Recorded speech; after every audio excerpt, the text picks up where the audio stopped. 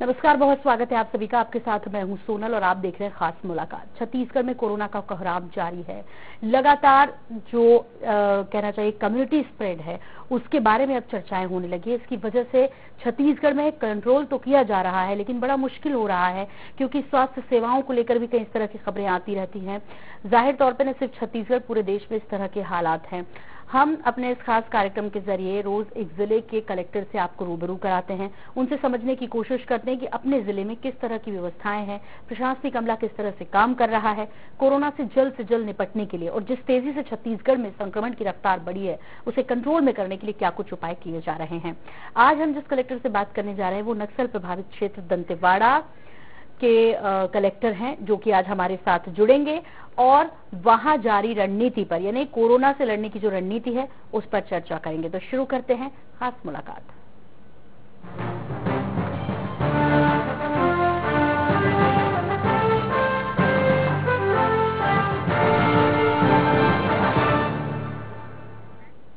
तो बढ़ते हुए संक्रमण को देखते हुए 10 मौतों के बाद ही दंतेवाड़ा में हाई अलर्ट पे प्रशासन आ गया था। इसके अलावा और भी ऐसी कई तैयारियां, रणनीति और अब तक जिस तरह से कंट्रोल किया है ये वाकई में काबिले तारीफ है। लेकिन आगे स्थिति ना बने क्योंकि दो चुनौतियां हैं। एक तो आसपास का ज्यादातर इलाका जो है वो नक्सल प्रभावित है, इसके लिए स्वास्थ्य विभाग और प्रशासन की चुनौतियां डबल है। इस पर बात करने के लिए आज हमारे साथ जुड़े हुए दंतेवाड़ा कलेक्टर दीपक सोनी जी। सबसे पहले तो दीपक सोनी जी, आपका बहुत स्वागत है INS 24/7 में और बहुत सारी शुभकामनाएं भी, जिस तरह से आपने कंट्रोल करके रखा है दंतेवाड़ा जिले में कोरोना को। धन्यवाद, नमस्कार जी। दीपक जी, आपसे समझना चाहेंगे कि किस तरह, क्योंकि देखिए मैंने पहले भी कहा कि चुनौतियां डबल हैं आपके लिए। एक तो आसपास का जो कुछ क्षेत्र नक्सल प्रभावित है वहां पर स्वास्थ्य टीम को भेजना, वहां लोगों को जागरूक करना, ग्रामीणों को जागरूक करना, दूसरा जो भ्रम ना फैले वो भी एक चुनौती है। इस बीच कोरोना तो अपने आप में एक सुनामी की तरह आया ही है। किस तरह के प्रयास दंतेवाड़ा जिले में इसे रोकने के लिए किए जा रहे हैं? दंतेवाड़ा जिले के बारे में मैं कुछ संक्षिप्त में बताना चाहूंगा। जो कोरोना महामारी के संदर्भ में एक संक्षिप्त कुछ जानकारियां हैं मैं देना चाहूंगा। पिछले समय से लेके एक साल में हमने कुल 1,12,340 टेस्ट यहाँ पे करा चुके हैं, जिसमें से हमारे जिले में 7,508 कुल पॉजिटिव मिले हैं और 6,914 लोग ठीक होके घर पे लौट चुके हैं। तो हमारा रिकवरी रेट जो है वो 92% है। और जैसा कि आपने बताया कि जो मृत्यु है हमारे जिले में 10 मृत्यु जो है रजिस्टर्ड हैं और उस हिसाब से मृत्यु दर भी बहुत कम है। और ग्रामीण क्षेत्र है हमारा अधिकतम, और ग्रामीण बहुल्य जिला होने के कारण हमारे पास जो है एक तरह से होते हैं जो हमारे यहाँ पे जो हमारे आदिवासी संस्कृति है, जिस तरह से लोग यहाँ पे जैसे ही वो समझते हैं कि क्या करना चाहिए, क्या अच्छा है क्या बुरा है, वो तत्काल उसका पालन कर लेते हैं। तो हमारे लिए इस कई लोगों को लगता है कि ये चुनौती है, लेकिन हम मानते हैं कि आशीर्वाद है, क्योंकि जो ग्रामीण क्षेत्र में लोगों को समझाना आसान होता है और हमारे क्षेत्र के लोग हमारे प्रशासन के अमले के जब भी निर्देश उनको देते हैं या सुझाव उनको देते हैं तो तत्काल उस पर अमल करते हैं। इसी कारण हमारा अभी भी जो सेकेंड वेव जो आया है उसमें भी हमारा जो दर है, जो पॉजिटिविटी का रेट है वो 10 से 11% ही रहा है और इसमें हमें पूरे जनता का, सभी नागरिकगण का पूर्ण सहयोग मिला है। जिले में कुल 143 में से हमारी 126 पंचायत ने स्वयं में लॉकडाउन जो है वो कर लिया था और उन्होंने सभी बाहरी लोगों का आना प्रतिबंधित कर दिया था।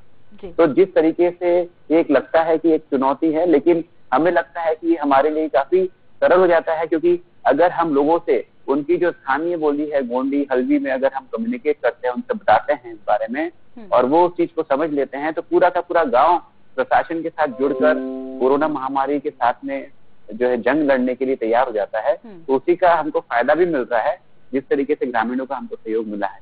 जी, यहाँ मैं आपसे ये भी समझना चाहूंगी दीपक जी कि देखिए आपने कहा कि हम पूरी कोशिश कर रहे हैं, ग्रामीणों का सहयोग है, अच्छी बात है, लेकिन यदि आपकी कोविड केयर अस्पतालों की बात करें तो वो कितनी संख्या में है और यदि ग्रामीण इलाकों में इस तरह तो कोई संक्रमित मरीज पाया जाता है तो फिर उसे कहाँ कैसे पहुंचाया जाता है, क्योंकि कहते हैं कि जो ग्रामीण अंचल के क्षेत्र हैं वहां एम्बुलेंस और बाकी सुविधाएं देरी से पहुंचती हैं, तो इसके लिए कोई देरी ना हो, क्या कुछ इंतजामात आपके यहाँ से किया गए हैं? जी, हमारे यहाँ पे इसके लिए पर्याप्त व्यवस्था कर ली गई है। हम जिला प्रशासन की तरफ से राज्य शासन के सहयोग के साथ जो है हम इस चीज के लिए तैयार है कि जो आज हमारे यहाँ पे 70 से 78 जो डेली संख्या आती है पॉजिटिव मरीजों की, अगर वो 10 गुना भी होगी तो हम उसके लिए तैयारी करके चल रहे हैं ताकि भविष्य में दिक्कत ना आए। हमारे जिले में वर्तमान में कुल 1488 बेड है जो तैयार है, जिसमें से हमारे 336 बेड जो हैं ऑक्सीजनेटेड बेड हैं, और ये 1488 में से आज केवल 240 बेड हैं वो जो भरे हुए हैं, बाकी हमारे 1248 बेड खाली हैं। तो ये तैयारी हमने कर ली है। ऑक्सीजन के लिए हमारे यहाँ पे जिले में ऑक्सीजन जनरेशन प्लांट जो है हमारे कोविड हॉस्पिटल में जो है पहले 30 बेड में ऑक्सीजन जनरेशन प्लांट की व्यवस्था थी, उसको बढ़ाकर हमने 100 बेड में ऑक्सीजन जनरेशन प्लांट की व्यवस्था कर ली है। जिले में ही RT-PCR टेस्ट के लिए लैब खोला जा रहा है जो आगामी 10 दिवस में तैयार हो जाएगा, और फिर उसके बाद RT-PCR का सैंपल हमको कहीं और नहीं भेजना पड़ेगा, हमारे जिले में ही उसका एनालिसिस हो जाएगा। साथ ही हमारे पास जो हमारे बचेली किरंदुल क्षेत्र है वहाँ पे NMDC से भी पूर्ण सहयोग मिल रहा है, तो वहाँ पे भी हमारे पास ICU बेड उपलब्ध है। जिले में आज की स्थिति में कुल 30 ICU बेड उपलब्ध है। वेंटिलेटर हमारे पास पहले जो है 1 जनवरी को 11 वेंटिलेटर उपलब्ध है, उसकी संख्या बढ़ा के हमने 21 कर ली है। तो हमने पूरी पर्याप्त तैयारियां कर ली है कि अगर जरूरत पड़े तो हम पड़ोसी जिलों को भी सहयोग कर पाए, ये हमारी व्यवस्था रहेगी। जी, ये बहुत अच्छी बात है कि अपने साथ साथ अपने आसपास के जो जिले हैं यदि उन्हें भी मदद की दरकार हो तो इसकी तैयारियां भी आपने कर रखी है। दीपक जी, लेकिन जैसे आपने कहा कि जो RT-PCR टेस्ट है अब इसके लिए 10 दिन में ऐसी तैयारियां की जा रही है कि यही फिर लोगों को मिलने लगेगा, अभी किस तरह की व्यवस्था और कितने दिन लगते हैं? और जो टेस्ट के लिए, क्योंकि इसके लिए भी लोग जो है पहले सोचते हैं कि नॉर्मल वायरल हो सकता है, तो पहले तो ग्रामीणों को जागरूक करना, दूसरा ग्रामीण में भ्रम की स्थिति जल्दी फैलती है और लोग इस बीमारी को किस तरह देख रहे हैं, इस दिशा में भी जागरूक करने का एक बड़ा प्रयास है। तो एक तो टेस्ट रिपोर्ट कितने दिन में फिलहाल मिल रही है और कहाँ उसके लिए जो इंतजामात है कहाँ से वो आती है, ये थोड़ा सा डिटेल प्लीज शेयर करेंगे हमारे साथ। जी, अभी वर्तमान में RT-PCR टेस्ट जो होके सैंपल कलेक्शन के बाद जगदलपुर मेडिकल कॉलेज जाते हैं, वहां से जो है एनालिसिस होके हमको रिपोर्ट मिलती है। तो वर्तमान में 2 से 3 दिन में हमको रिपोर्ट मिल पाती है। और जो ट्रू नॉट टेस्ट है, ट्रू नॉट टेस्ट जो होता है उसके लिए हमारे जिले में ही उपलब्ध है पहले से ही, तो ट्रू नॉट टेस्ट हमारे जिले में 1 दिन में उसकी रिपोर्ट हम लोग उपलब्ध कराते हैं। और जो एंटीजन टेस्ट है वो तत्काल रिपोर्ट मिल जाती है, क्योंकि जगदलपुर मेडिकल कॉलेज में सभी 7 जिले जो है पूरे संभाग के वहाँ का टेस्ट के सैंपल जा रहे हैं, तो वहाँ पे इतनी अधिक संख्या में सैंपल जाने से 2 या 3 दिन का जो है समय लगता है। लेकिन इसीलिए जो है अब क्योंकि जब हमारे जिले में शुरू हो जाएगा तो हमारा ये प्रयास रहेगा कि 24 घंटे में RT-PCR का रिपोर्ट हम लोगों को उपलब्ध करा पाए। और जैसे आप बता रहे हैं कि ग्रामीणों में कई अफवाह फैलती है, कोई भ्रामक जानकारी फैलती है, तो उसके लिए हमने सभी जो हमारे सामाजिक संगठन हैं, जितने हमारे समाज के वरिष्ठ लोग हैं, हम उनका सहयोग निरंतर लेते हैं, क्योंकि जब उनका सहयोग मिलता है तो समाज में और लोगों के बीच में अपनी बात पहुंचाने में बहुत आसानी होती है। तो हमारे जितने भी सामाजिक संगठन हैं, हम उनके माध्यम से ही लोगों को प्रोत्साहित किए हैं टीकाकरण के लिए भी, और उन्हीं को बोले कि आप अपने समाज के लोगों की सूची बना के टीकाकरण कराइए। तो इसी का परिणाम ये हुआ कि हमारे 116 पंचायत है जिले में जिन्होंने 100% 45 वर्ष से अधिक आयु वालों का टीकाकरण करा लिया है। तो ये भी एक अपने आप में रिकॉर्ड है कि ग्रामीण क्षेत्र में दंतेवाड़ा जिले में 116 पंचायत ऐसी हैं जिन्होंने 45 वर्ष और उससे अधिक आयु वाले व्यक्तियों का जो टारगेट है उसको 100% हासिल कर लिया है। तो ये लोगों के सहयोग से ही हमको प्राप्त हो पाया है। बिल्कुल ठीक कह रहे हैं।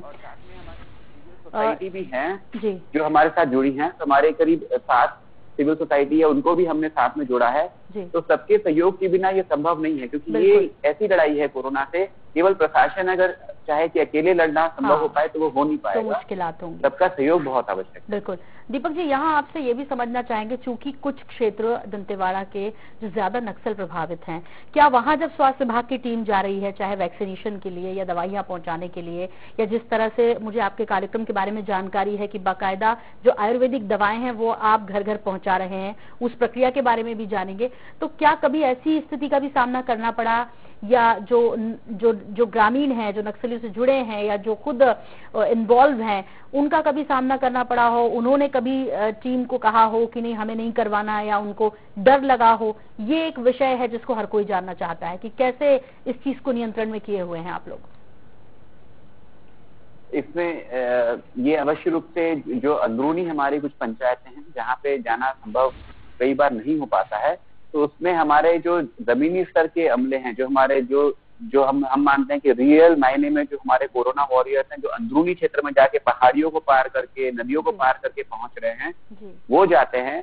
और इसके लिए बहुत जरूरी है कि पंचायत स्तर के जो हमारे जनप्रतिनिधिगण हैं, सरपंच हो गए, पंचगण हो गए, हमारे कर्मचारी जो वहाँ पे हैं, सचिव है, रोजगार सहायक है, तो उनको कॉन्फिडेंस में लेके लोगों में माहौल बनाना बहुत जरूरी कि लोगों की तरफ से डिमांड आए। जब लोगों की तरफ से किसी चीज की डिमांड आती है तो कोई उनको भ्रमित करने की कोशिश भी करे तो वो सफल नहीं हो पाता है। इसी का परिणाम एक तरह से मैं आपको उदाहरण के रूप में बताना चाहूंगा कि रोजगार गारंटी का जो काम है वो इस वर्ष हमने 100% पंचायत में कराया, क्योंकि वो मांग ड्रिवन है, डिमांड ड्रिवन है। तो जिस प्रकार से जब लोग डिमांड करते हैं, जब पूरे के पूरे गांव वाले चाहते हैं कि उनका वैक्सीनेशन हो या उनको समय पे दवाई मिले, तो कोई भी व्यक्ति या कोई भी जो पर्टिकुलर जो संगठन है वो उनको भ्रमित नहीं कर सकता है। तो इसके लिए लोगों को जागरूक करना ही मेन बहुत जरूरी कार्य है। और हमारे वो काम हमारे पंचगण, हमारे सरपंचगण बहुत बढ़िया तरीके से किए हैं। उनको प्रोत्साहित करने के लिए हम वीडियो कॉन्फ्रेंसिंग के माध्यम से प्रत्येक सप्ताह जिला कार्यालय से हम लोग उनसे वीडियो कॉन्फ्रेंसिंग करते हैं और बात करते हैं और उनको सम्मानित भी करते हैं। हम हर महीने हमारे स्टार सरपंच और स्टार पंचगण को हम लोग जो है सम्मानित करते हैं, ताकि उनका मनोबल बढ़े, उनका उत्साह बढ़े और वो खुद लोगों को कोरोना के बारे में सही जानकारी देवे और लोगों को प्रेरित करे टीकाकरण के लिए। तो ये एक अपने आप में चुनौती भी है, हमारे जो हमारे नीचे स्तर के कर्मचारी हैं उनके लिए चुनौती भी है, लेकिन ये चुनौती को हमको हासिल करने में, इसको सफल करने में हमको जैसे सरपंचगण का, पंचगण का और सभी का सहयोग मिल रहा है, वो एक अच्छी बात है। और लोगों की मांग खुद आ रही है। अब लोग तो खुद दूसरे डोज के लिए, टीकाकरण के लिए जो है वो आना शुरू हो गया है कि हमको दूसरा डोज का हमारा समय आ गया है। तो एक ये चीज देखने को मिल रही है और सब चाहते हैं सुरक्षित रहना। हम लोग एक कार्य और करते हैं, जो लोग पॉजिटिव होके ठीक होते हैं उनसे मैसेज भी करवा रहे हैं। जो हमारे लोकल ग्रामीण जन है वो लोग का वीडियो बना के 1-1 मिनट का लोगों को भेजते हैं। तो लोगों को जब पता लगता है कि हमारे पड़ोसी गांव का कोई व्यक्ति था जो संक्रमित होकर ठीक होकर आया है और उसने ये जानकारी दी है, तो लोग उसको फॉलो करते हैं। तो जो इन कम्युनिटी रोल मॉडल होते हैं वो इसमें बेहतर तरीके से हमारा सहयोग कर पाते हैं और उन्हीं का सहयोग हम लोग ले रहे हैं। बिल्कुल। दीपक जी, एक और सवाल ये कि चूंकि अभी लॉकडाउन है, 6 मई तक फिलहाल लॉकडाउन है दंतेवाड़ा में, तो दंतेवाड़ा और इसके अलावा जो आसपास के ग्रामीण क्षेत्र हैं वहां पर रसद पहुंचाना बहुत आवश्यक है। तो इस काम को आप लोग कैसे कर रहे हैं ताकि ग्रामीण क्षेत्रों के लोगों को भी दिक्कतें ना हो, और शहरों में इसके लिए क्या व्यवस्था है? हमारे यहाँ पे अभी जैसे लॉकडाउन है उस तरीके उसमें हमने ग्रामीण क्षेत्र में जो है लोगों तक पूरी सुविधाएं पहुंचे, उनको कोई दिक्कत ना हो, इसके लिए हमने सब जो है जितने अधिकारी अमले हैं सबकी ड्यूटी लगाई है। साथ ही हमारे जो पंचायत स्तर पे कोरोना जागरूकता दल बनाए हमने, जिसमें हमने 2-2 शिक्षकगण का और आंगनबाड़ी कार्यकर्ता और मितानिनों का सहयोग लिया है और उनको हमने जिम्मेदारी दी है कि लॉकडाउन के दौरान भी पंचायत में कोई दिक्कत नहीं होनी चाहिए। और हमने पंचायतों को ये भी निर्णय लेने के लिए बोला था कि आप लोग तय करें कि नरेगा के काम कितने करने हैं।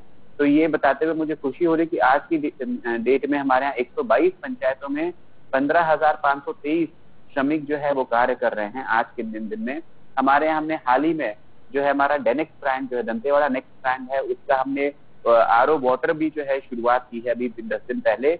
और हमने 2 दिन पहले जो है हैचरी भी स्थापित की, कड़कनाथ हैचरी, जो डायरेक्ट कड़कनाथ हैचरी है। तो ग्रामीण क्षेत्रों में लोगों को